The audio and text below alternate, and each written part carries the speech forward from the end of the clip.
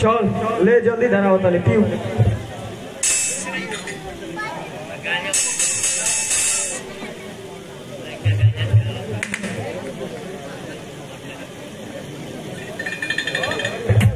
आराम से आराम। अरे बाप अरे बेटा बाप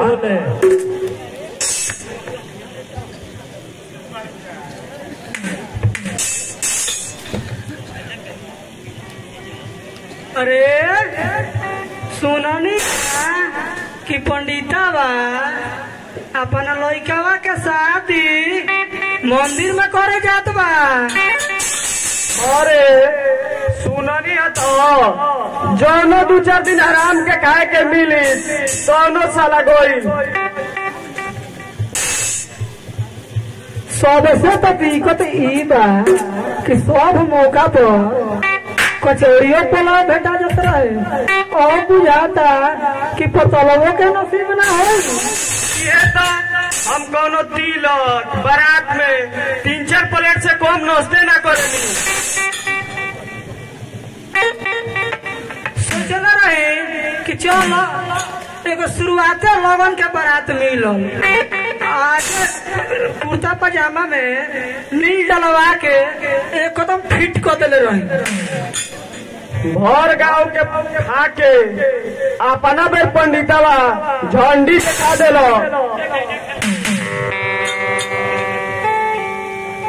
अरे पंडितवा पूछना का जने यही जान हमारा लइके बुझात।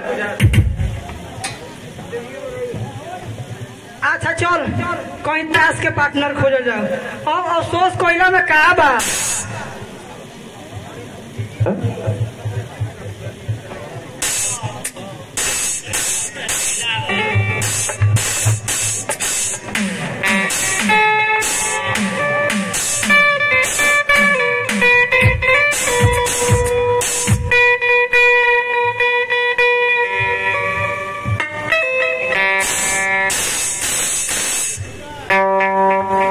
अरे का हो रंगीला सुखना। अरे बड़ी फैल के बैठल बड़ा लो जरूर करो दिमाग में खुरापाती प्रोग्राम बनत हो। तारा लेखा थोड़ी बा भैया तहार तो घरी चलल बा कहल गई बा कि अगुवाई चल जाला नो तो दरोगाई फेल हो जाला।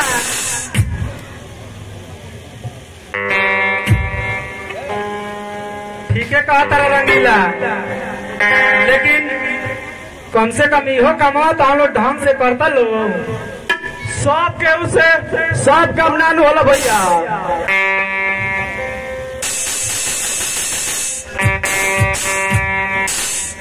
हम जाना तानी सुखना कि सब के उसे सब काम ना होला। अरे कुछ हो नहीं हो तो जाके कहीं काम धाम करे लो और वही से नहीं हो तो चल जा लो दिल्ली या मुंबई कमाए। कम से कम ऐसे तो हम लोग के समाज में इज्जत तो बन रही है।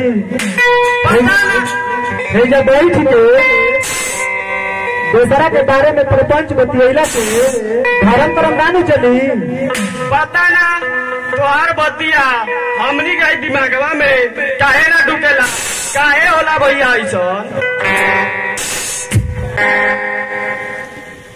ऐसे ऐसन होला कि तो हम लोग के विधानवे ऐसन बा। अच्छा अब हम चलत तनी बाजार में कुछ काम बा। पंडितवा के मलाई न चलत रहो आइल बन बड़ी उपदेश दे भैया एऊ ससुरा पर कोनो उपाय डाले के पड़ी। बड़ा फोर वो चलता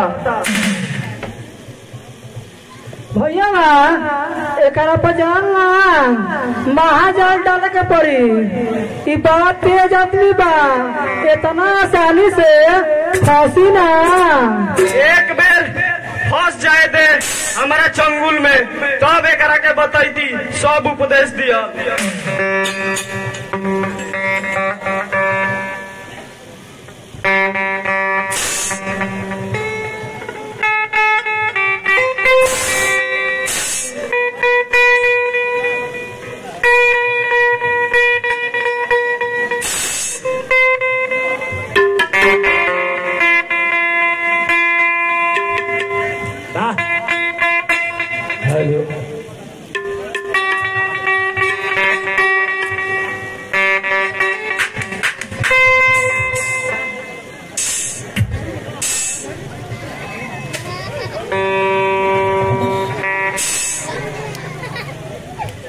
अरे का हो रंगीला चाचा एजा का करो कबे से चाची तारा के खोजो तरी आ खोजत खोजत परेशान भइली तो हमारा के भेजली हो का कहलिए रे बाबू कहलिए कि कह दियो पहिया से कि घर में एको छटा खर्ची नहीं थे ओकरा के नहाई धोई के घर है खाए आवे तो आज खाना का जगह पर झाड़ुए पर तो ए में घबराए के जवन बात बा चौपल से मोलाए झाड़ुए नु होला केतनो बाड़ी हमारा वाली से तो ठीके नु बाड़ी ना रे भाईवा चल बुझाता जी आज मम्मीला घर में रही ना तो झाड़ू के बदले ए बार लबदो गिरी चल चल